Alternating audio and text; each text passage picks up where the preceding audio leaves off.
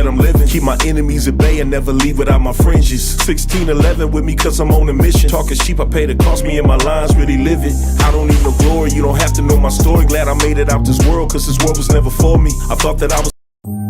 If it wasn't for the Most High who was on my side, man, ain't no telling where I'd be. Mr. Wilson would've known. Can't nobody tell me nothing different. The Father's been good to me. So good to me. Yeah. Wave your hands if you feel me. I'm a witness. Yahweh's been good to me. So good to me. Every morning that I rise, I thank Yahweh that I'm living. Keep my enemies at bay and never leave without my fringes. 1611 with me cause I'm on a mission. Talking sheep, I pay the cost, me.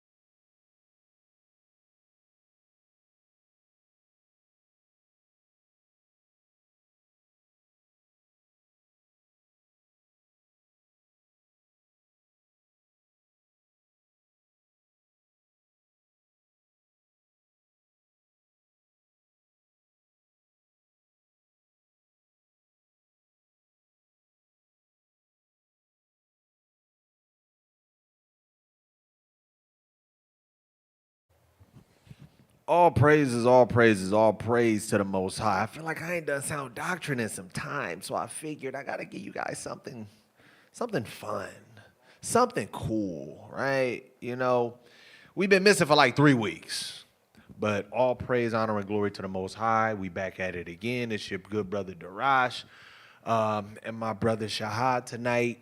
And it's 10 p.m., which is usually around the time my class starts. It's supposed to start at 9:45, but be a lot going on just to get up here to get started. But all praise to the Most High regardless. Tonight, the lesson is the order of celestial bodies. Now, this ain't talking about no aliens. This ain't talking about no angels. They ain't talking about none of that. This is talking about what the scriptures refer to as the hosts of heaven, right? What the scriptures refer to as the celestial bodies. A lot of us don't really understand what the order and the function of the celestial bodies are, right? We have a vague understanding, kind of the moon, a little bit of the day. But one thing that I've learned is, as a nation of people, there are very few, and when I say very few, I mean very, very few, that actually understand the function and the order of the sun, the moon, and the stars. So I'm hoping to give you guys a semi-crash course, a little more than a basic understanding. I'm hoping that it's a holistic understanding of these things. So usually I open up with my Proverbs 4:2 and my 2 Timothy, but I'll just say this. It's very important to know this information, because once you know this information, this is very pivotal in calculating your feast days, which is a sign between you and the Father. If you're not doing it right, you might as well not be doing it. Don't let people lie to you and say, well, we rehearse the righteous acts. That's not biblical, right?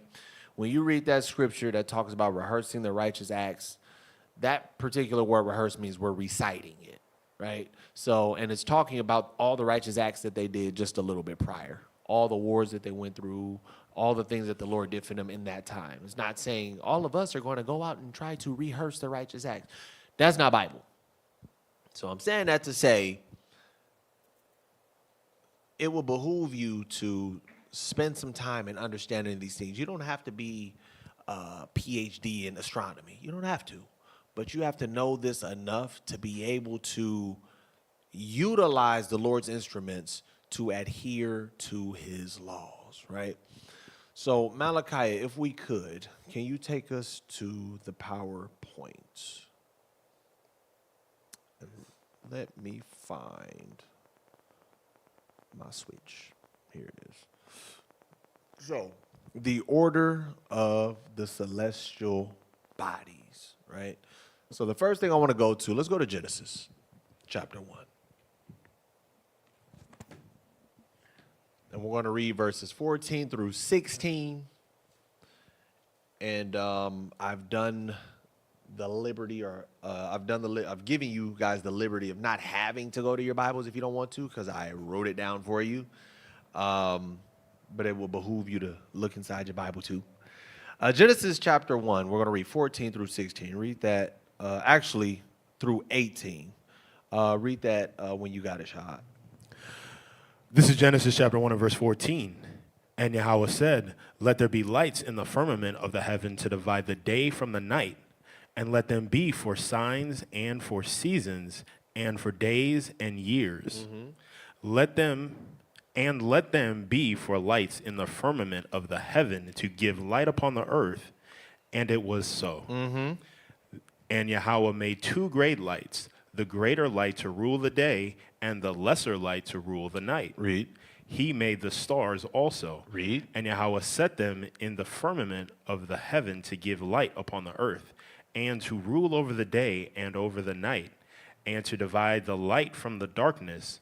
And Yahweh saw that it was good. So the first thing that was expressed here in Genesis 1 and 14, God said, let there be lights in the firmament of the heaven to divide the day from the night, right? These lights, the greater light, the lesser light, this is the sun, this is the moon, and this is also the stars. But it said, let these lights be for signs. Let them be for seasons. Let them be for days. And let them be for years. These would be your timekeepers. These would be your time trackers. These would be the signs that allowed you to understand when certain seasons were coming in.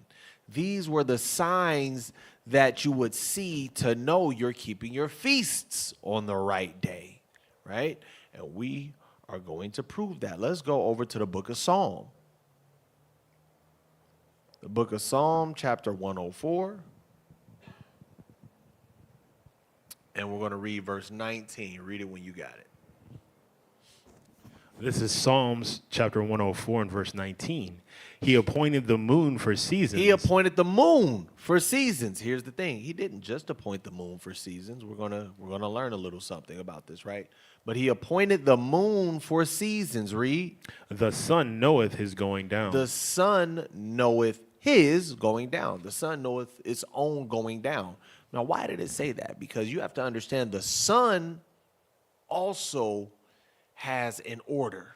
It has a fashion in which it comes up and it comes down. It has a function why it goes up and down the way that it does. Why, what is it in control of, right? And today we're going to learn a little bit of all of that, because through my research and my studies of this, I actually found out the sun does a lot more than what I thought it did, right? And we're going to get to it in a little bit. But first, we're going to deal with this, the moon, right? So let's understand the moon. So the lunar month, which is almost redundant, right? Because you have what's called a Gregorian calendar month, but then you also have the month which is predicated by the moon. So a Hebrew or a lunar month, right? Also called a sidereal month. It's measured by the moon's position relative to distant and fixed stars. However, it takes about 29 and a half days to complete a cycle of phases, right? So you see on like man-made calendars, 30 days, 28 days, 29 days on a leap year, 31 days. But a lunation cycle itself is 29 and a half days. Now, it's not literally 29 and a half days. The reason why it says that is because on average, it's either 29 days or it's 30 days. A lunation cycle is never less than 29 days. It's never more than 30 days, right? This is called a synodic month. What is a synodic month? A lunation cycles month. Watching the moon wax till it's full, watching it wane until it's empty and dark. That's what a synodic month is, the moon's illumination cycle, right? So, go back over here. Regardless of the culture, all lunar calendar months approximate the mean length of a synodic month, which is the lunation cycle, the average period the moon takes to cycle through its phases, from the new to the first quarter to the full to the last quarter and back again. It's approximately 29 to 30 days. The moon completes one orbit around Earth every 27.3 days, which is a sidereal month, but due to the Earth's orbital motion around the sun, the moon does not yet finish a full cycle until it's reached the point in its orbit where the sun is in the same position. So while it'll go around the Earth at about 27 days, it hasn't completed its full cycle, because as the moon is moving, the Earth is moving. So while it may land back in the exact same spot, at 27 days, it hasn't completed its orbit around the Earth until the additional 2.5 days, essentially, is what it's saying, right? And then down here is the, because it's off of Wikipedia, but down here is the actual source that this came from, right? Let's go to Genesis 7 to prove that. Genesis chapter 7 and verse 11 to show biblically a month is actually 30 days, right? So we'll go to Genesis chapter 7. We're going to read verse 11, and then we're going to drop down to verse 24.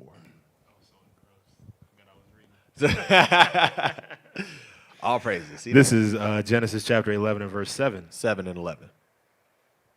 Start chapter 7, verse 11. Chapter 7 and verse 11. In the 600th year of Noah's life, in the second month, the 17th day of the month, the same day were all the fountains of the great deep broken up, and the windows of heaven were opened. So this is when the flood is about to commence. It said that this is on the second month. The 600th year, we're not paying attention to that right now, right? But the second month, the 17th day of that month. Remember that number. Month 2, day 17. Second month, 17th day. Drop down to verse 24. This is verse 24.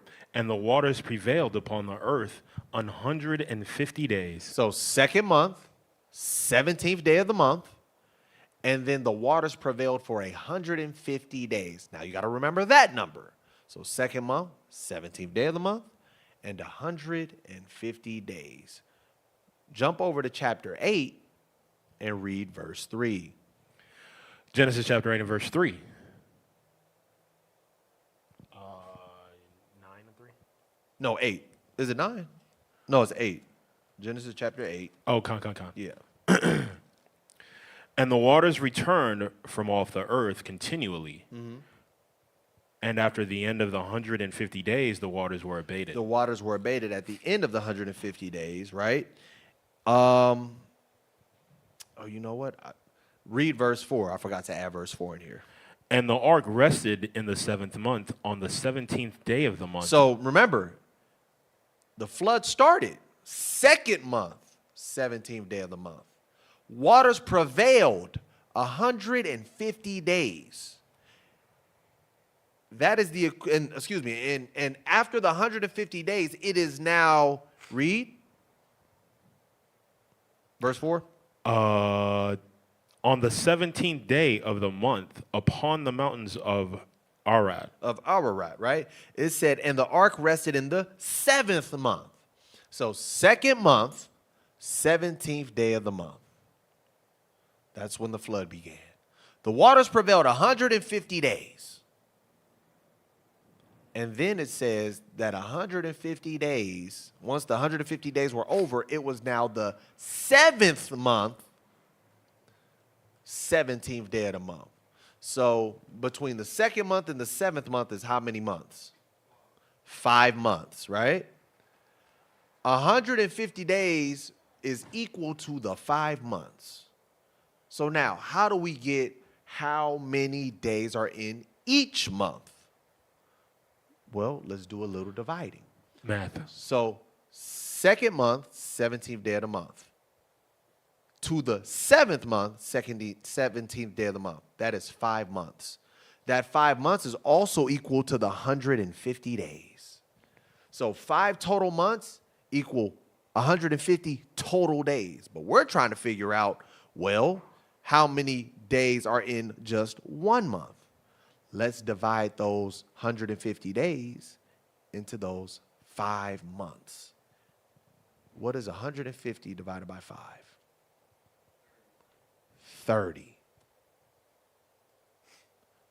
Which shows you that there are 30 days in each lunar or biblical month.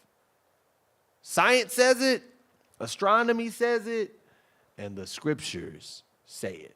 So first thing we wanted to establish, a month, according to the scriptures, according to the Israelites, according to our culture, a month is 30 days, approximately. They call it 29 and a half days because some days it'll be 29 and some days it'll be 30. What a lot of us have gotten accustomed to, and you can bring it back to me real quick. What a lot of us have gotten accustomed to with months, with days, with hours, with minutes, and with seconds. We've gotten accustomed to fixed time. Our forefathers didn't deal with fixed time. An hour to them was not 60 minutes. An hour to them could have been 75 minutes. An hour to them could have been 50 minutes, 47 minutes, because their hours were not fixed. It was predicated upon something else, which we'll get to later. A whole minute was not 60 seconds. A whole hour was not 60 minutes. We've gotten accustomed to that. If you think about it, if you think about how and why we use fixed time today, it revolves around work. It revolves about employment. It revolves around corporate, punching in and punching out. Otherwise, there isn't really a dire need for fixed time. It revolves around oppression, for sure. Come on. For sure, right? So when you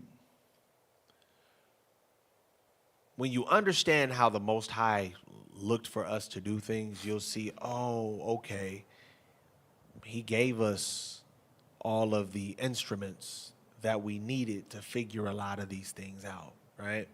So the moon has approximately, because somebody, I was once somebody, this is like early on in the truth, but somebody will sit there and be like, yeah, but I was looking through the cycles, and this month was only 29, so it can't be, the scriptures was wrong because it can't be 30 days. No, it's telling you here it's approximately 30 days.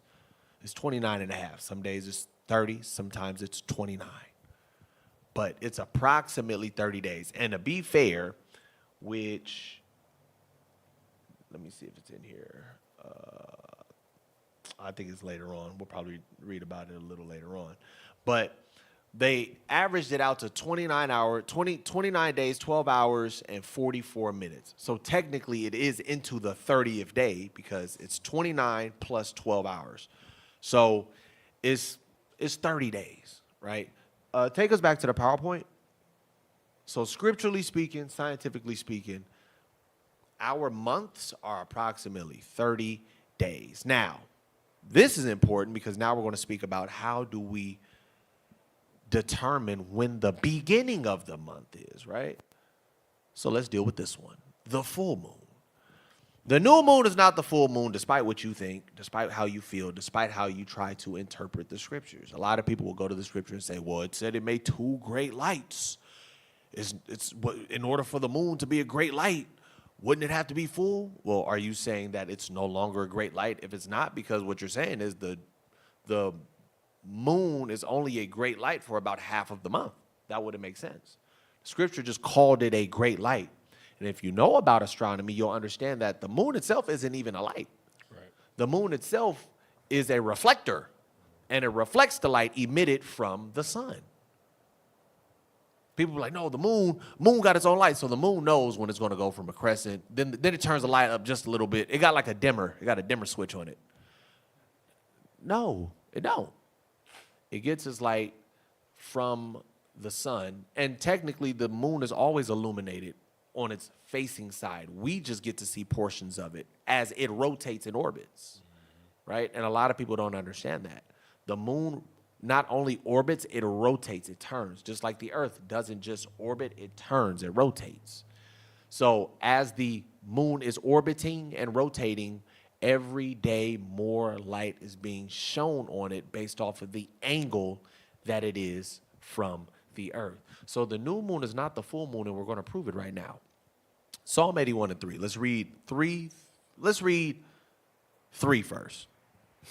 This is Psalm chapter 81 and verse 3. Blow up the trumpet in the new moon, in the time appointed on our solemn feast days. On our solemn feast day. We're going to hold it right there. We'll be back. These are the 3 words I need you to focus on. Blow up the trumpet in the new moon. That's Chodesh, right? Chodesh is the new moon or the new month or monthly. But this particular scripture said, blow up the trumpet on the new moon in the time appointed.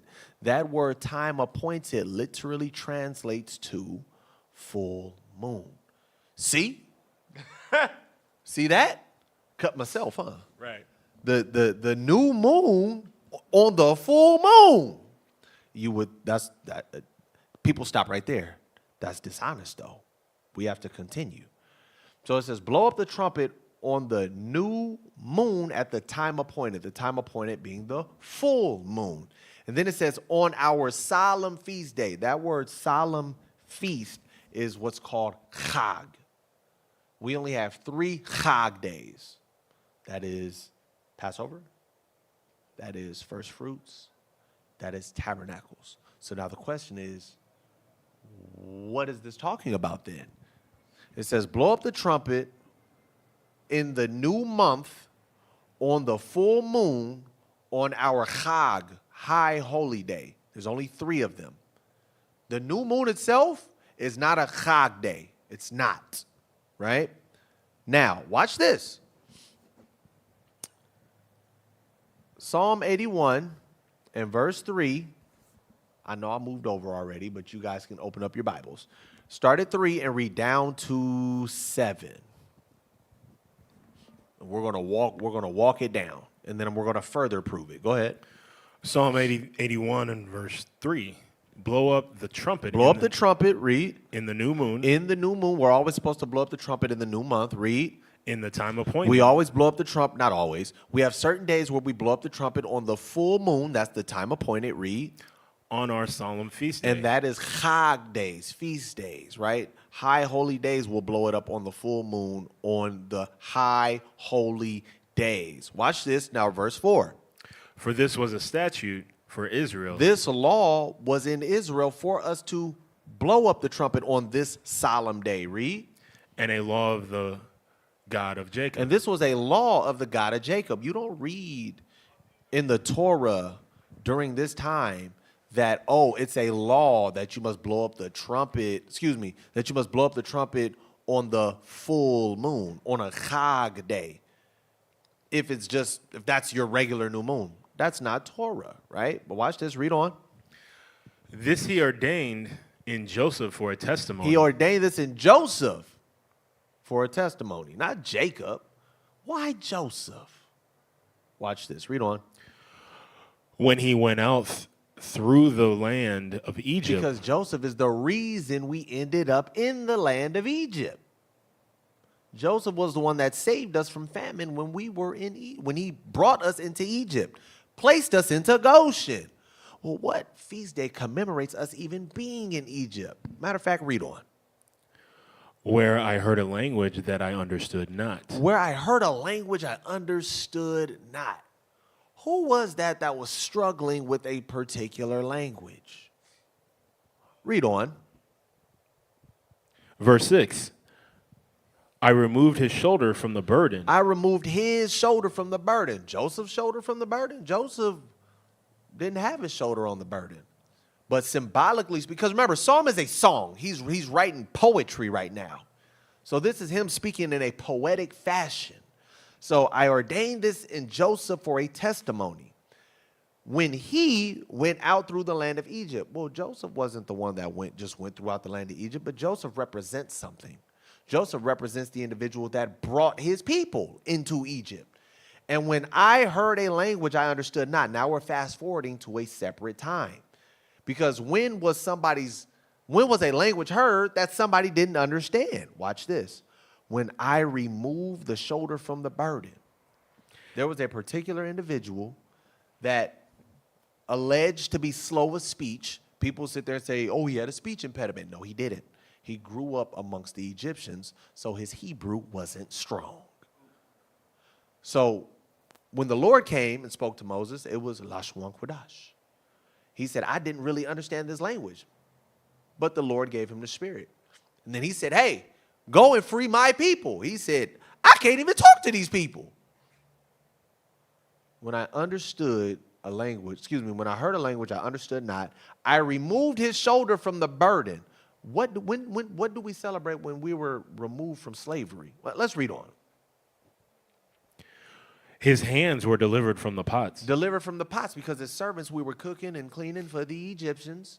We was enslaved and building pyramids for the Egypt. Read on. Thou callest in trouble. Who called in? When did we call in trouble? When we were in Egypt, when our shoulders were burdened. Read on. And I delivered thee. And the Lord delivered us, because Moses didn't deliver us. The Lord delivered us. Again, this is a song being written. The Lord, remember, the scripture said, I have heard the voice of Israel, the children of Israel, and I'm going to deliver them. Read. I answered thee in the secret place of thunder. I proved thee at the waters of Meribah. When were we in the secret place of thunder? When the Lord spoke to Moses. When were we in the land, the mountain of Meribah? When we were in the, when we left Egypt. When did all of this happen? During the Exodus. So what feast day is this talking about when the Exodus occurred? The Passover. So blow up the trumpet in the new moon, the new month. Why? Because the Abib is the new month of the year, the first month of the year. That's number one. The new month on the full moon, because Passover always occurs on a full moon, and we'll prove that. Passover is on a full moon. And guess what? It's our solemn feast day. So this scripture shows you that I'm sorry, let me go ahead and hit this next one. So blow up the trumpet in the new month on the full moon on the high holy day. So what feast day commemorates a statute created in Israel? What feast day commemorates when the Lord went through Egypt? When did Yahweh hear our cry and deliver us? Where and what is Meribah? It's Pesach. It's the Passover. So, if the Passover is on the 15th day, and the Passover is also on a full moon, which means it's halfway through its lunar cycle or lunation cycle, then we can know that it will take approximately 15 more days to become dark, which will be a total of 30 days, and then the cycle will start over. So if that be the case, the full moon can't be the new moon and the middle of the month. It's impossible. The Passover itself has been said to be on a full moon and on the 15th day of the month, which will tell you the Passover is in the middle of the month, because the 15th day of the month is halfway through a 30-day cycle. So the new moon can't be full. Or excuse me, let me word this better. The full moon can't be new and the middle of the month. But watch this, further proof. And this is not, and this is not a new moon lesson. I only have a few slides on this. I will do a new moon lesson with more information, because it's been a while since I've done it, where we're going strictly into proving when it is, when it occurs, what it is, right? But this is just a few slides to touch on this. So watch what Josephus says. Now, who is Josephus? Josephus was a Jew, a scholar, one of the more respected and prominent individuals in this particular time. Now, he was a traitor in war. He was a sergeant, or he was a leader, a captain. When the Jews got taken over by Rome, he did switch sides. But it doesn't take away from the fact that the information that he wrote leading up to this point was still accurate. So you can still question his character, because he did trade on us. But everyone agrees that this is his writings, and his writings are true. So Josephus in the Antiquity of the Jews, 3.237 through 3.257. In the month of Xanthicus, this is Abib. Xanthicus, which is by us called Nisan. So this is Abib, the first month of the year, and is the beginning of our year. On the 14th day of the lunar month, meaning they're watching the phases of the moon. On the 14th day of the lunar month, when the sun is in Aries. So now we get a hint toward a couple of other pieces of the celestial bodies, right? When the sun is in Aries, for in this month it was that we were delivered from bondage under the Egyptians.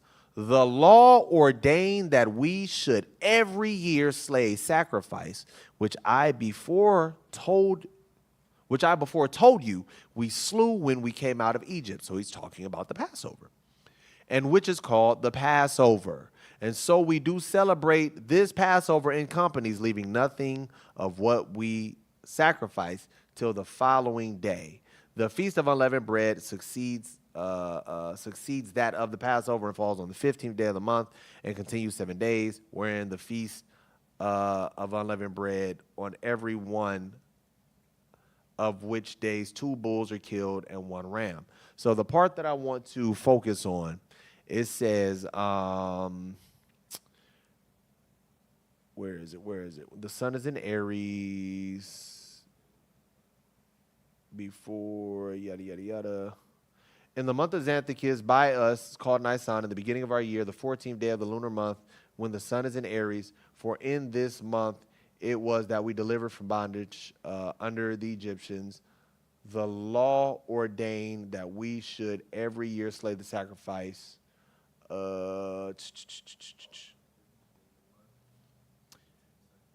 It falls on a. No, it was something else that I wanted from this. I think I grabbed the wrong slide, but it's fine.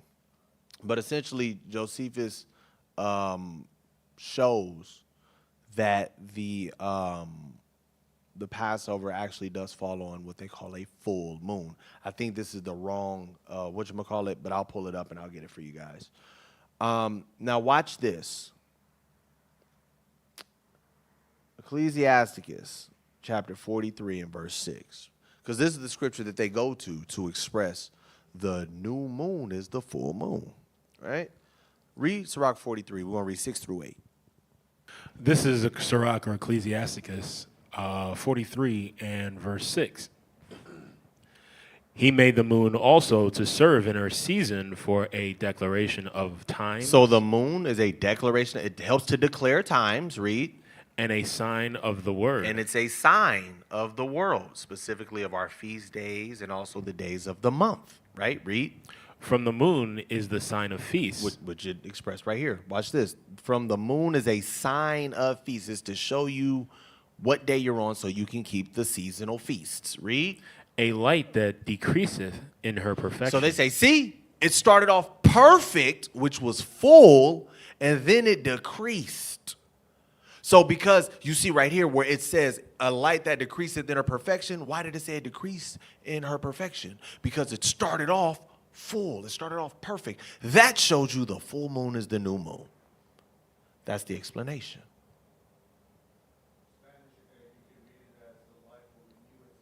No, but we're going. Well, I don't have Spanish, but we gonna get there. We gonna get there. Verse 8. The month is called after her name. Now the month is called after the moon, and month mean the same thing. So the month is called after the moon's name, right? Read. Increasing wonderfully in her changing. This is where we're actually talking about a cycle. It increases wonderfully in her changing. Read. Being an instrument of the armies above. Read. Shining in the firmament of heaven. Now, both of us can make the argument reading this like, well, see, it says decrease in her perfection. That's how you know it's new. Well, no, verse 8 says the month is called after her name, and as the month increases, the moon increases. So this is actually more accurate to the actual cycle. But watch this. Ecclesiasticus 43, this is what's called the Good News Translation. There is also the moon, marking the passage of time, an eternal sign of the changing season. So we get a glimpse of what else the moon helps to dictate, right? Watch this. The moon determines the holy days. Its light grows full and then grows dim. The GNT says, gives you the actual cycle of what it looks like. It first grows full, and then it grows dim. The month is named after the moon. Marvelous to watch. As it grows, not as it decreases, as it grows fuller each night, a signal light for the heavenly armies shining out in the dome of the sky. So it can't be full, because even right here it says it first grows full, then it dims. We also saw in Psalm 81 the Passover is on the 15th day. The Passover is also on a full moon. So the So the full moon can't be the new moon and the middle of the month. It's impossible. It's physically impossible. Now, this is what a lunation cycle looks like. This is for you guys to kind of have an idea of what, when you're looking at the moon, I remember growing up, looking at the moon, I used to be like, dang, it looked like a banana today. Oh, it looks like a whole moon, like when you see on the cartoon when they tried to, when they say it was made of cheese and they tried to grab it, it was a whole ball. Oh, now it's a half a ball. Oh, and I never understood why, right? It was the Lord showing us what day of the month we were in. Now, I'm going to show you guys what that looks like. So the moon phases, that's day one. That right there is day one. The slight crescent, the sliver crescent. This is what you call the waxing crescent. Still a crescent, but it's fatter. That's day 3 or 4. Around day 8, it's about halfway full. That's called the first quarter. Then you have what's called the waxing gibbous. That's around day 10 or 11. Then we got the full moon, the middle of the month, day 15, the Passover. Around day 19, 18 or 19, you have what's called the waning gibbous. Now it's starting to disappear. It's waning. The last quarter, which is the second half, or the left side being illuminated, is half a moon. And then you have the waning crescent between day 28 and 29. And then day 29 and 30, it's dark. And then the cycle starts over. It becomes illuminated until it becomes full. Then it comes back down. So when you look at the moon, remember these main highlights, right? This is day 1. That's your new moon. That's usually what it looks like. You can barely see it. Usually around day 3 or 4, it's a fatter crescent. It looks like a banana. When it's about halfway illuminated on the right side, it's around day 8. That's called a waxing, a first quarter, excuse me. Now, a waxing gibbous is 3/4 of the way full to the right side illuminated, right? Full moon is the full moon.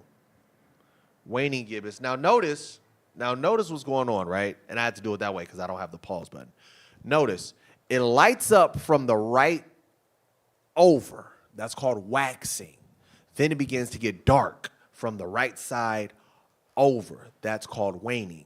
So some people get confused like, oh, the whole left side is illuminated down the middle. So that's day 8, right? No, you're reading it backwards.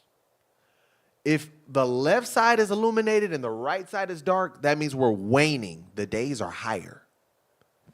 If the right side is bright and the left side is what's dark or not illuminated or you can't see it, those are the earlier days of the month. It goes from right to left when it lights up. It goes from right to left when it gets dark. Like we're supposed to be reading in Hebrew. I think English is one of the few languages that you read from left to right. So I'll let you guys look at it one more time. From right to left. Day 3 and 4, that's the waxing crescent, like a banana. First quarter, the whole right side of the moon will be lit right here. It's a half moon. It's a waxing gibbous, 3/4 of the way lit up.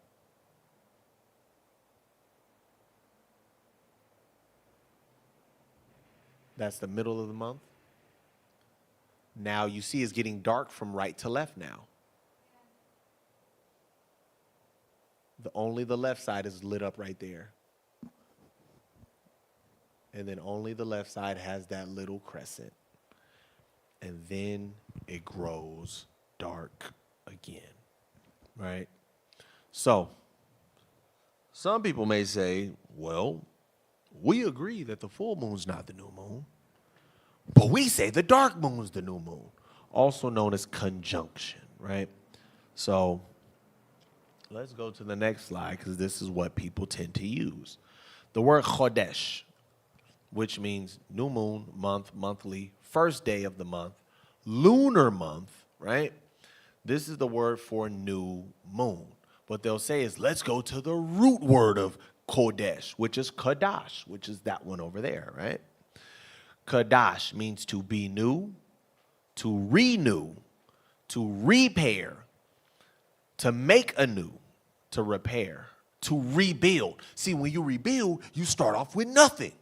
That's what they'll say.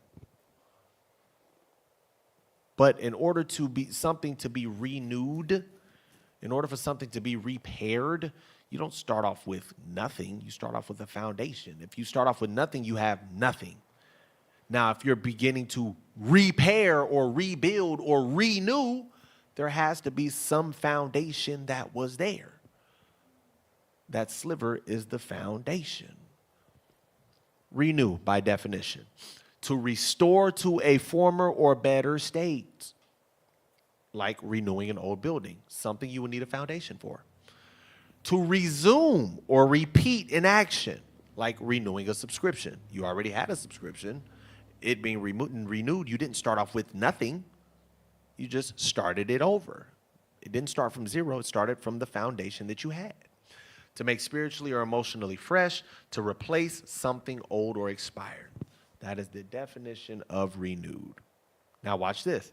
Out of the Oxford English Dictionary, the original meaning of the term new moon, which is still sometimes used in non-astronomical contexts, meaning traditional contexts, like a Muslim is talking about the new moon or a Jew is talking about the new moon, but we're not talking about science and telescopes and conjunction and all of the scientific astronomical terms. When we're not talking about that, it was known as the first visible crescent of the moon after the conjunction of the sun. This thin waxing crescent is briefly and faintly visible as the moon gets lower in the western sky after sunset, which we always spot it as it's going down in the west. And by the skin of our teeth, we usually catch it, but all praise to the Most High. Now, in the summer, you catch it a little earlier because by the time the sun goes down, the moon's cycle is a little further separated than the winter and the spring and the fall. From the Jewish Encyclopedia. These are sources you guys have seen before anyways, but I'll skim through it. Of the greatest significance was the proclamation of the new moon by the presidents of the Sanhedrin, originally of course by the priests, just as in Rome the Pontifex Maximus fixed the new moon by proclamation. The Sanhedrin was assembled in the courtyard of Jerusalem on the 30th of each month from morning to evening, waiting for reports of those appointed, so those that they chose, to observe the new moon. And after the examination of these reports, the president of the Sanhedrin, in the presence of the three members, will call out the new moon is consecrated. So my thing is, well, what are they looking for if it's dark? What are they looking for if there's nothing to look for? They were looking for something. And historically speaking, they were always looking for the first sight of the sliver, right? So the new moon is a sign of feasts. The moon is a sign of feasts. The moon is a sign of days of the month. We have a lunation cycle to tell us how many days are left in this particular month before we move to the next month.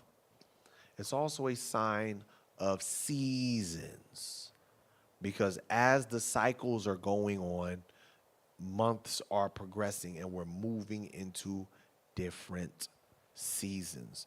So that's instrument number one. The moon, its purpose is for feasts, it's for days of the month, and it's for seasons and seasonal feasts, right? Let's move to the stars. The Lord created the stars for a few different reasons. Navigation, timekeeping, seasons, and agriculture. Navigation. When the sun set at night, sailors used the stars to navigate. Stars move across the skies from east to west, And some stars, called rise and set stars, begin and end their nightly paths below the horizon.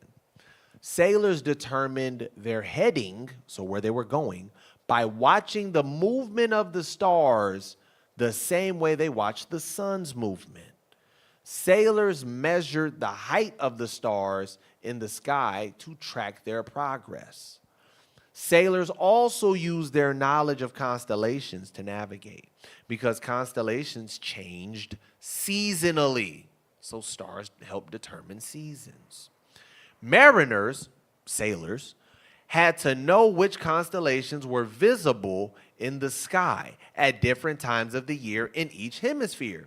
Based on the location of certain constellations in the sky, sailors could determine what direction they were heading.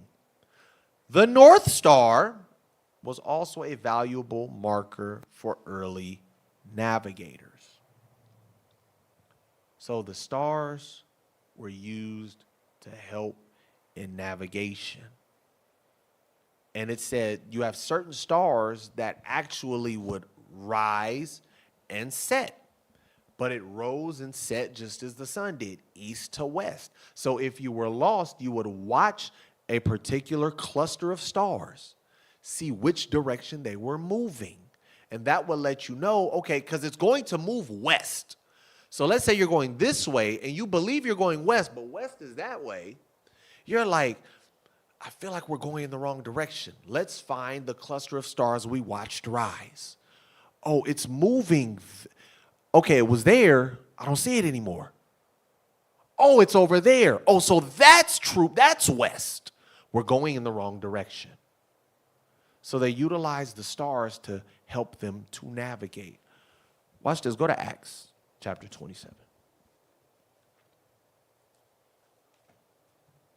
We're going to read verses 19 and 20.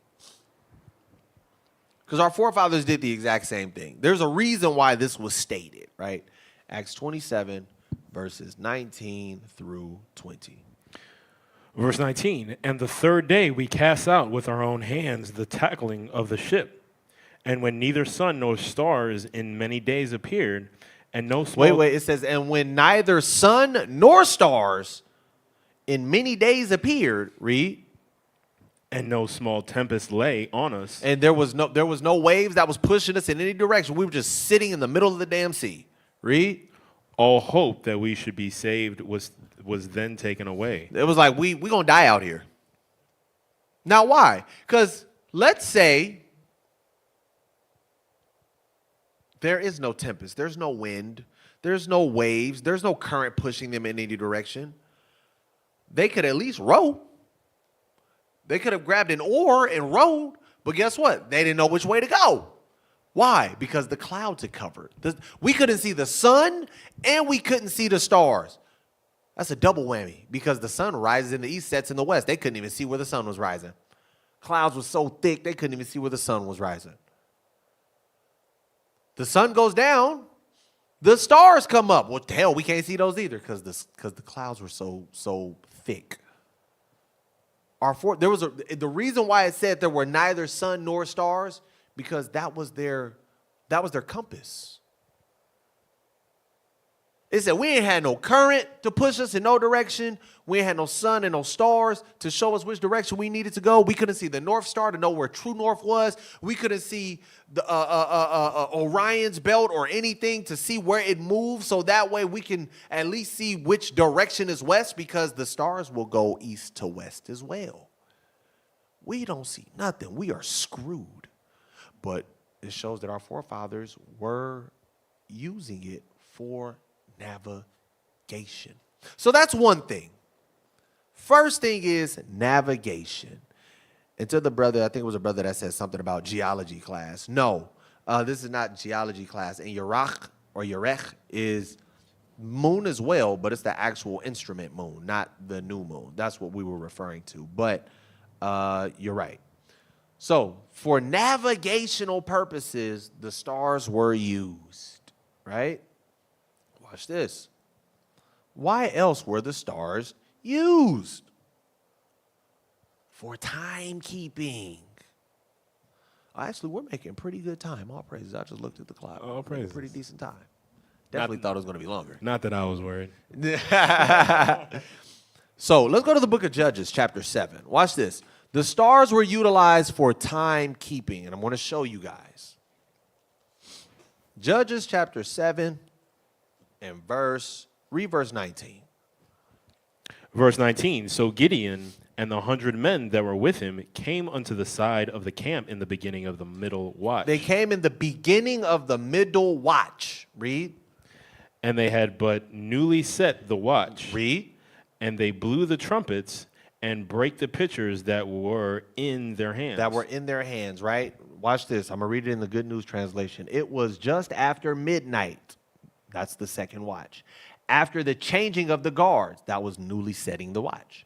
When Gideon and the 100 men with him reached the edge of the Midianite camp, suddenly they blew the ram's horn and broke their clay jars, right? The A right there in the middle is a reference point. It references the beginning of the second watch. So, and just after midnight was the beginning of the second watch. I'm going to show you what the different watches were. So the stars were literally used for timekeeping in the night. Because me and a couple of my brothers had a conversation a while ago, a little over a month ago now. And one of my brothers expressed the reason why he switched the way that he believes a day begins was, I guess the nail in the coffin for him was, well, the scriptures say that the ninth hour was 3 p.m. The 6th hour was 12 noon. The third hour was 9 a.m. But if a day begins in the evening, then the third hour, which was 9 a.m., should have been like the 16th hour. Why wasn't it? So I proceeded to try to explain. You have hours in a day, which we'll get to soon, and then you have watches in the night. They didn't have hours, as we call them, at nighttime. They had what were called watches, and they would watch the stars move across the sky, and when it got to a certain point, they knew that their time was up. All right, this is a new watch, and then this is another new watch, right? But let's go to Exodus 14. We're going to further prove it in 1 second. But I want to get a couple of scriptures to show this is biblical. These are biblical references that I'm talking about, right? Exodus 14 and 24. Verse 24, and it came to pass that in the morning watch. In the morning watch. Read. The Lord looked unto the hosts of the Egyptians through the pillar of fire and of the cloud, and troubled the hosts of the Egyptians. So this is when they, Exodus 14 is when I believe they were chasing the children of Israel. Let me go double check, because I don't want to give you wrong information. And I will harden Pharaoh's heart. Yeah, this is when we were let free, and then we got chased. And then when you read down to verse 23, that's when they pursued us, and they died. But anywho, if you read in the New Living Translation, the NLT, it says, just before dawn. So the morning watch is just before dawn. And I'm going to show you the time frames of these watches so you can understand. But just before the dawn, the Lord looked down on the Egyptians' army from the pillar of fire and cloud, and he threw their forces into total confusion. I think you read about this in the Wisdom of Solomon too. That's scary. What they talk about is terrifying. But he basically, the Lord placed a spirit on their mind of just torment. That confusion they were going in was torment, right? But anywho, before we get into that, because that's very interesting, but before we get into that, timekeeping, the stars. In early Israelite tradition, seen in the Old Testament, the night was typically divided into what's called 3 watches. The first watch was the beginning of the night. This is usually around 6 p.m. So between 6 p.m. and 10 p.m. is the first watch. They're approximately 4 hours apiece. Approximately. Why do I say approximately? Because the hours and the time frame shifts depending on the seasons. In the summer, the nights are shorter. In the winter, the nights are longer. So these watches become just a little longer, right? So approximately 4 hours. The middle watch, which is from 10 to 2 a.m., 10 p.m. to 2 a.m. Then you have what's called the morning watch, which we just read about, which is from 2 a.m. to 6 a.m. 2 a.m. till the sun begins to rise and that shadow is cast on the sundial. That's what it's talking about. So you didn't read in the 9th hour in the evening, in the 24th hour, in the 23rd hour. You don't read that. And I'm going to show you why a little later in this PowerPoint. You don't read that. You have watches at nighttime. And the watches was not, 6 p.m., 10. No, what they're doing here is they're giving you an understanding to approximately the frame, the time frame. Because back then, they didn't have 10 p.m. They didn't have 12 p.m. They watched the stars. They said, boom, it's reached the point where usually this is the second watch. It's time for us to change out. That's what was going on. But so you understand, and it's created in a modern term for us to understand, well, first watch started around 6 p.m., ended at 10 p.m. Second watch, or middle watch, was around 10 p.m., ended around 2 a.m. Morning watch was around 2 a.m. to 6 a.m., right? So remember when we read about Gideon. Gideon was changing guards in the middle watch. The middle watch was anywhere between 10 p.m. and 2 in the morning.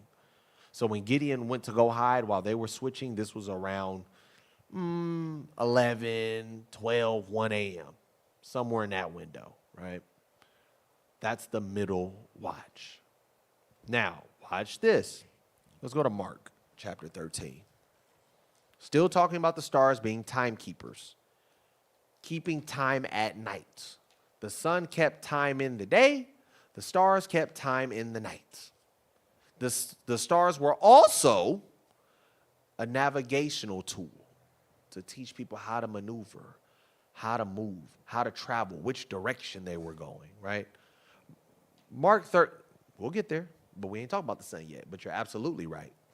Mark 13, 35, read that. Watch ye therefore, for ye know not when the master of the house cometh. At even. It's a parable, but there's a reason why we're going here. At even. Or at midnight. Or at midnight. Or at the cock crowing. Or at the cock crowing.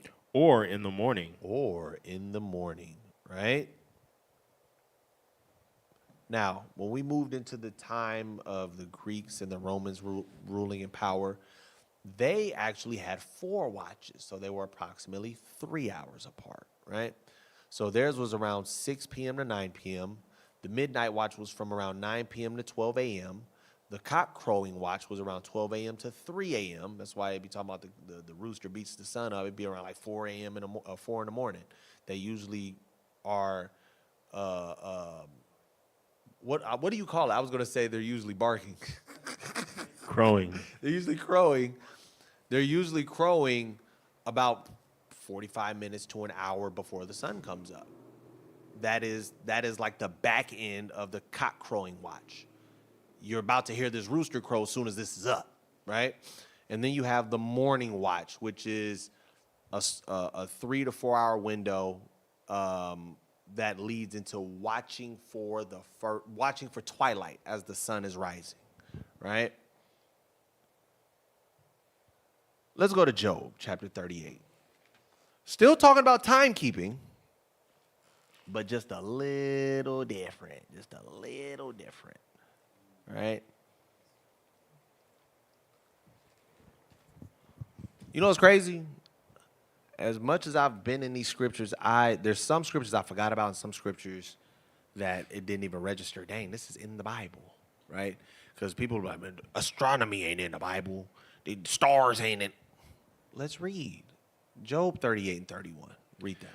Canst thou bind the sweet influence of Pleiades, or loose the bands of Orion? Can you bind the sweet influences of Pleiades or loose the bands of Orion? What is Pleiades? We'll get there. What is Orion? We will get there.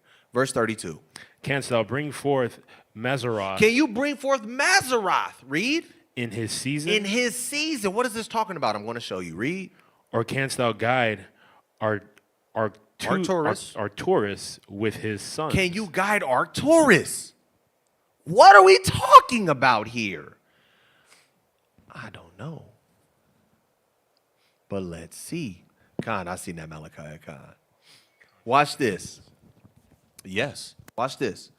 I'm sorry. Did I move it over? No, I didn't. Pleiades. That word Pleiades, right? A constellation of 7 stars. A cluster of stars. 7 stars. What is Orion? A constellation. The constellation Orion. Or what it refers to, what it may mean, they say, is any notable constellation, right?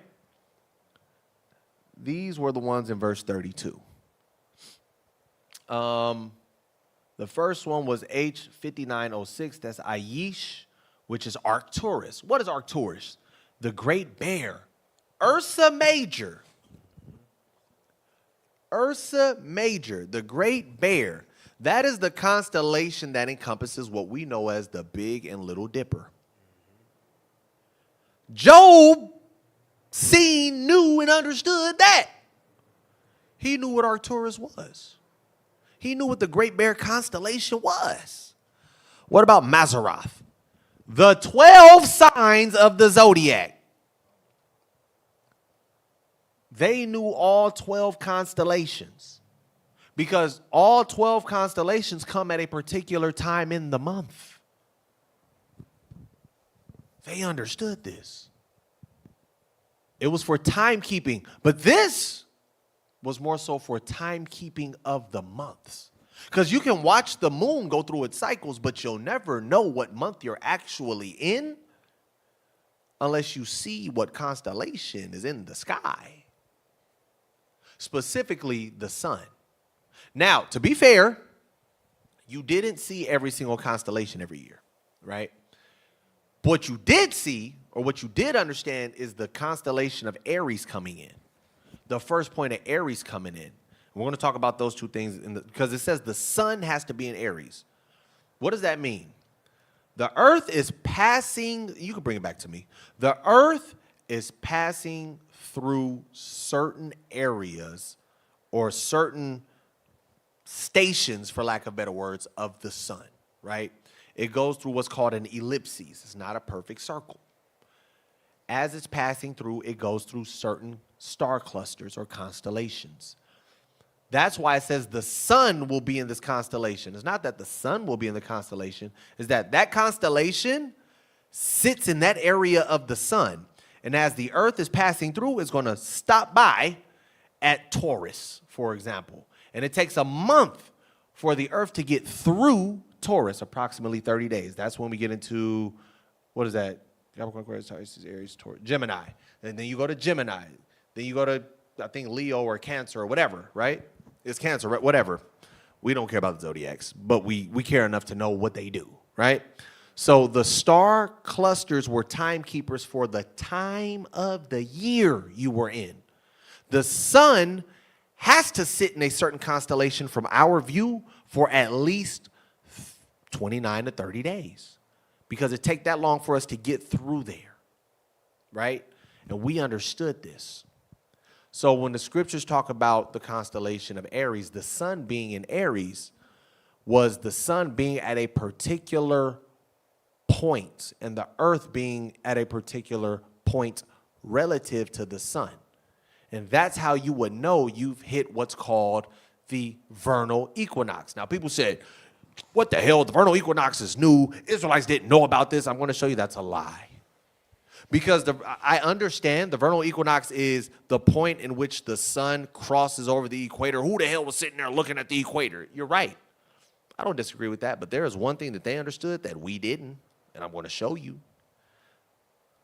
So, the stars were a timekeeper for watches in the night. That's one. and also for months of the year. You saw a certain cluster of stars at certain seasons. To this day, that still rings true. So the stars are timekeepers, right? Take us back to the PowerPoint. I'm sorry. Real life example, Orion, the hunter, as they call it. Early evening, the first watch. Orion's belt is low in the east, just barely rising. So remember we talked about those rising and setting stars, right? Orion's belt is one that will rise in the east as the sun is setting. And then it says in the middle of the night, or the middle watch, Orion is high up, straight overhead. So guess what? The ancients, the people in the past, if they were looking for something, they would find a cluster of stars. They found Orion. They said, Orion's coming up. It's about to be the first watch. Orion's straight above us, right overhead. It's now the middle watch. Orion is setting, and the sun is rising. This is the morning watch. They understood that. They didn't say it was 12 midnight. It was 1 a.m. It's 60 minutes. No, that's not what it was said. They didn't say that. The stars were your timekeepers. The sun was your timekeeper. The moon was your timekeeper for the days of the month. So early morning or the last watch, Orion is tilting down in the west because it rises in the east and sets in the west, just like the sun and the moon, right? This way, just by seeing how high a star is, a watchman could estimate which part of the night it was. Not around what time it is in the hours, because they didn't dictate their nights with hours. They separated them in sections and segments. But if you don't, low key, if you know how to read the stars, yeah. But if you don't understand this, then you'll be confused with certain things, right? Now, timekeeping for seasons in agriculture. It's still timekeeping, but it's something more specific. It was for seasons in agriculture, right? Early farming societies were at the mercy of seasons. In order for a group of people to sustain a successful farming culture, they needed to come up with the accurate ways of predicting when the spring would occur to know when to plant, and when the first frost would be expected to know when to harvest. Early civilizations recognized repeating patterns that the sun and the stars made in the skies. They soon realized that the cycles they saw in the sky often coincided with seasons. So they saw cycles in the sky of the sun and the stars. And they said, oh, these stars only come up in this season. Oh, these stars only come up in that season. The patterns that the stars make, called constellations, rise slightly earlier each night for part of the year. They come back to the same place in the sky after a full year has passed. So they would only see certain stars come up in certain seasons, certain constellations, certain clusters in certain seasons. And then they have to wait all the way until it was approximately around that season again to see them again. Oh, that's where you were confused? Yeah, it had to. So every night they saw the same things coming up over and over. For like 2 or 3 months, you would see, or excuse me, for a whole month, you would see, oh, Aquarius coming up. Then it's gone. Then you see Pisces coming up. Then it's gone. You got to wait a whole year before you see those constellations again. This exactly, the quote-unquote zodiac. Exactly, right? It says they come back to the same place in the sky after a full year has passed. The highest position of the sun in the sky also goes through a repeating pattern. We'll talk about that a little later. This was something interesting that I learned about the sun. The first day of the summer and its lowest point on the first day of the winter. So that also goes to when you see the sun. In the summer, the sun sits much higher than in the winter. And I would challenge you guys to start paying attention. Right now, we're rolling into the summer, right? Watch how much higher the sun appears when it hits the afternoon. Then, when we circle back into fall and winter, watch the sun and its patterns, how small, how big, how close, how far, how high, how low it appears. It was all for a purpose, right? Now, times and seasons. Ancient people would have noticed the shadows from various objects changing throughout the day. They would have also recognized that the length of the shadows changed seasonally as well. This information would prove to be valuable for people all over the world. The first tool used in this capacity was likely sticks placed in the ground. So the sun's position would cast a shadow on you. This would tell you what time of day it was. If you're on level ground, like a flat surface, you would be what's called that stick, or I think it's called a gnomon. You will be that stick that the sun casts and beams a shadow off of, and it gives you an approximation of what time it is. The first hour, the second hour, so on and so forth. AKA the sundial, right? Now watch this. Key ways that sundials show seasons. We're talking about seasons first. The shadow length at noon. The shortest shadow is around the summer solstice, which is the longest day. The longest shadow, literally like how long your shadow looks, is the winter solstice, the shortest day. Medium shadows are usually spring or fall equinoxes, right? Sunrise and sunset positions. In the summer, the sun rises. So this is very interesting because I didn't know this. In the summer, the sun rises far northeast. So it rises in the east, just northeast.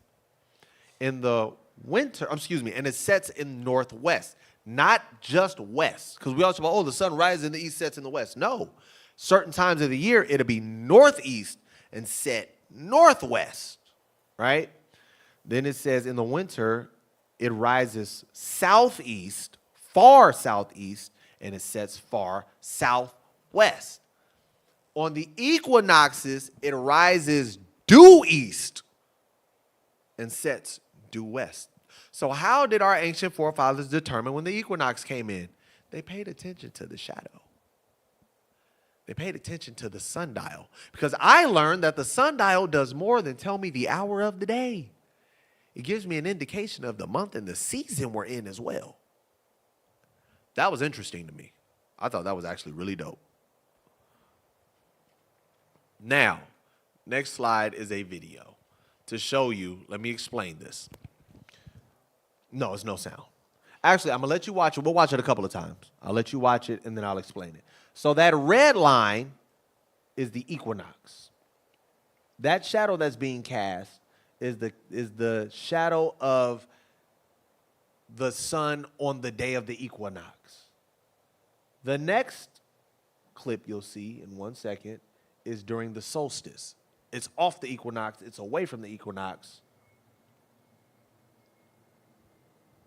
Now, this is very important because they'll say, well, how they didn't understand the equinox when it was coming in. Yes, they did. They would do things like this, right?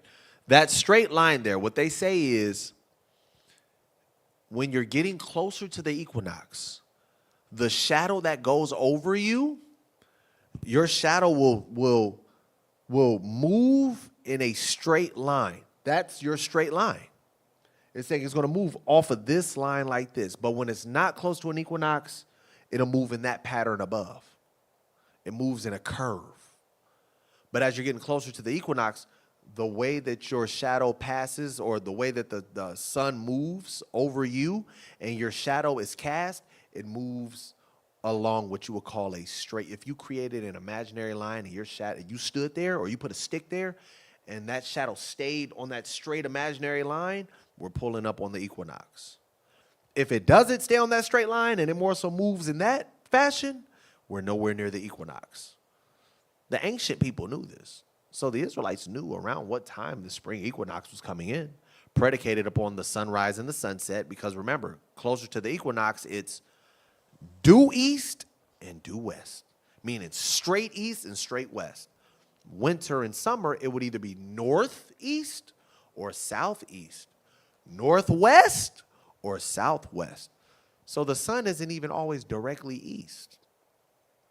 I used to notice that when I was trying to figure things out. I was like, no, that's more so north, that's more so south. But I didn't understand why. God. And now it makes sense. In the winter, it's going to be further south. Or was it further north? Further south. In the summer, it's going to be further north. In the spring, it's going to be straight east. Watch this. Did our forefathers use sundials?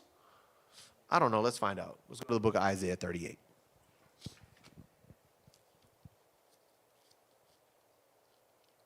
Isaiah chapter 38.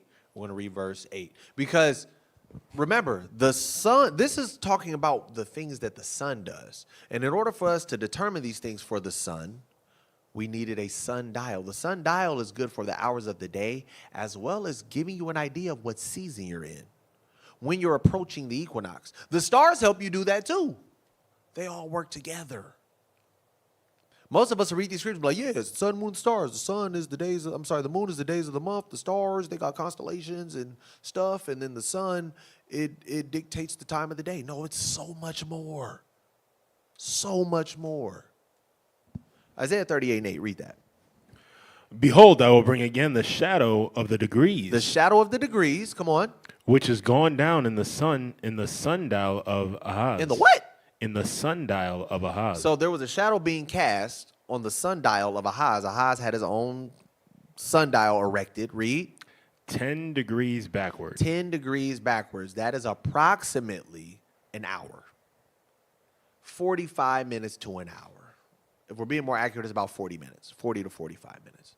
So it said, I'm going to push the time back an hour. Or 40 minutes. How did they determine that? They watched the shadow on that sundial move based off of the Lord moving the sun back. But we see here that Israel was acquainted with the use of the sundial in order to tell time. So our forefathers knew this information. Next slide. In ancient times, particularly in biblical and Near Eastern cultures, the division of days into hours was closely tied to the sun's movement, not fixed time, the sun's movement. And it was observed using sundials, as we just read, and shadow lengths.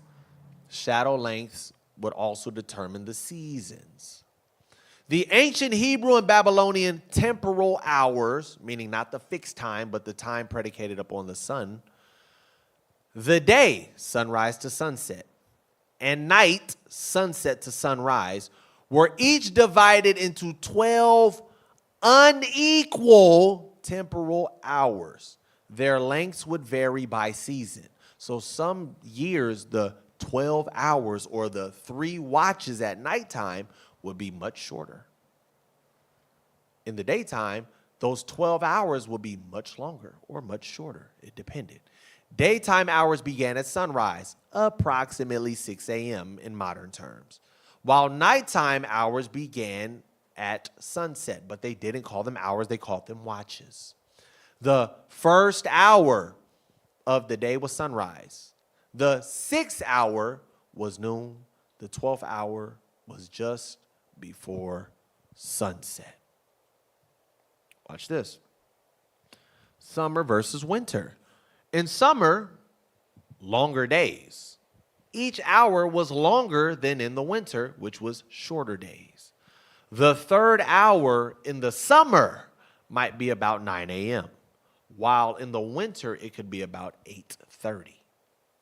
So your hour can be 60 minutes to even 90 minutes.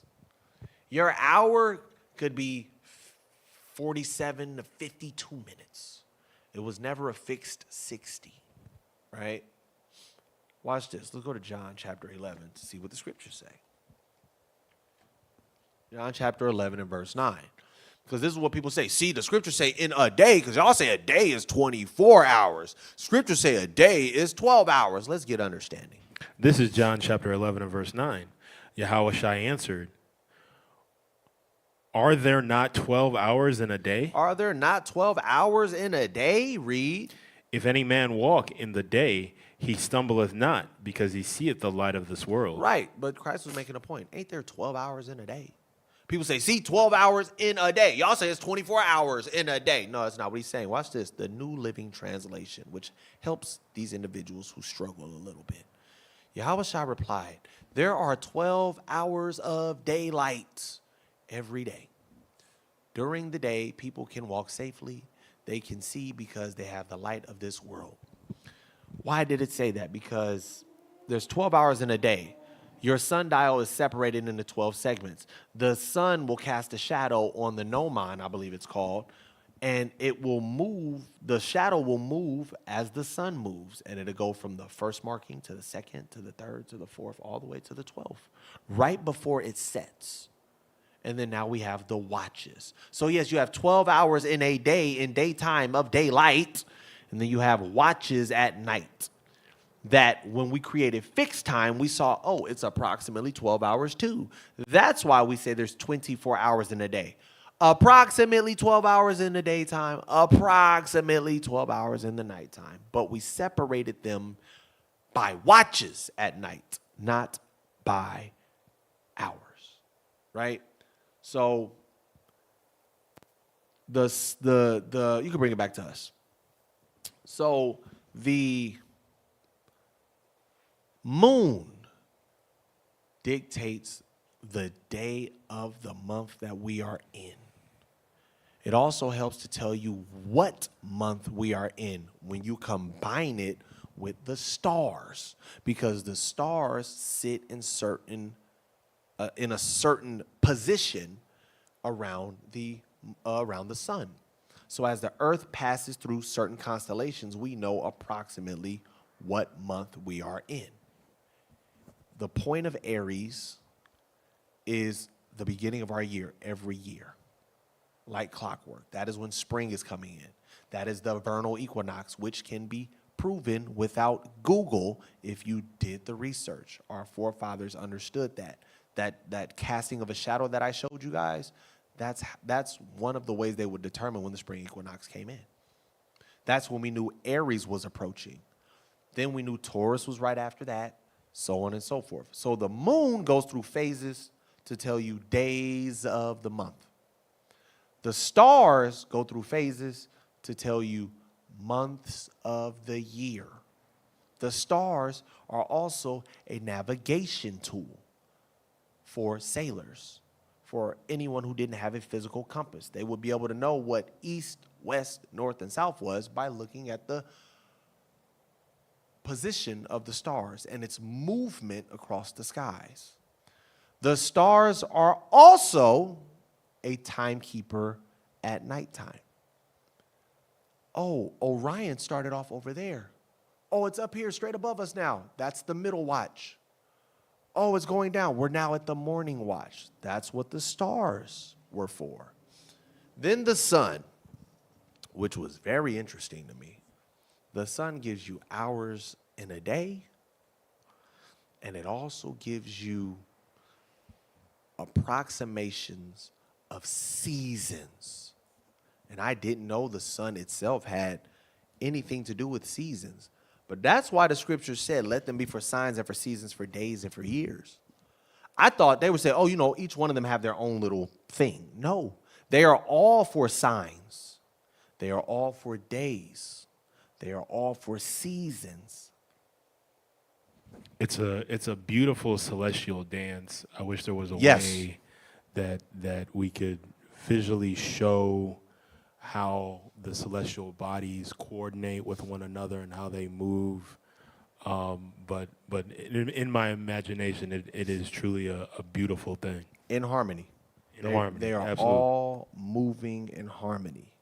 Nobody's off beat. Nobody's off tune. These are the hosts of heaven. These are your celestial bodies and their orders. So, Lord willing, that helps give some clarity to some brothers and sisters, give some understanding of how our forefathers dealt with and saw certain things. I may, because I'm going through the feast days right now, this may be like an intermission where we go into just understanding how to see and calculate the feast days, because there's a lot of people out here that don't even know how to calculate the feasts. The seasonal feasts, you need the sun, the moon, and the stars. And if you don't understand that, you're going to be in sin. And people are like, well, some people say this is right. Who's to say you're right? History is to say that I'm right. The rituals of my forefathers say that I'm right. The Bible says that I'm right because I did my due diligence. A lot of people don't know how to read the stars. A lot of people, when the moon comes up, me and Yashmai was sitting back there. It's a software program called Quick Phase Pro. It lets you know where to look for the moon at certain times. So we're like, okay, we know what the new moon looks like. We know around when we should see it. Quick Phase said in these particular months, you look for it at approximately, which way is that? You look for it at about 25 degrees. Oh, okay, 25 degrees. What is 25 degrees? Let me see. So they gave us the example of how to explain it. Take your hand, take your arm, put it straight out, eye level. That's 90 degrees. Halfway in between there is 45 degrees. We're going into what you call leading to a right angle, right? So the higher up we go in this particular plane from 180, this is 180, I'm straight up, 90 degrees, 45 degrees, this would be approximately 25 degrees, somewhere around here. So Quick Phase says you'll be able to see the moon. It'll be visible at 25 degrees approximately this time. We went outside, stood on Manchester, stood up, put our arm out, 25 degrees. Oh, okay, that's between the billboard and this particular palm tree. So that's what we're going to be looking for in this month. And it was damn near exact. I was like, man, our forefathers, they didn't have that. They was just like, they knew what 25 degrees was. They knew what 90 degrees was. They had the mathematics down packed. They may not have called it 25 degrees and so on, but they understood. Then you have, I forgot, I wish I remember what it was called. It was something over there that it teaches you how to utilize your fingers to separate the moon, I believe the moon from the sun or the moon from the stars, to show you approximately where you will be looking as well. It was dope. I was like, damn, our forefathers was, these are the primitive ways of being able to calculate, to be able to understand astronomy, the celestial bodies. But it's so much simpler, so much easier. But a lot of us, we don't really care too much for that. But Lord's will, you guys do begin to care about it because, Lord's will, Lord's will, you guys begin to care about it because in order to be able to calculate your feast days, which is a very important aspect of your walk. It's salvific. It's salvific and it's pivotal. You have to understand the sun, the moon, and the stars in order to do that. You can't just be looking at other people's calendars, because I done seen some calendars that was wrong. Wrong. Really wrong.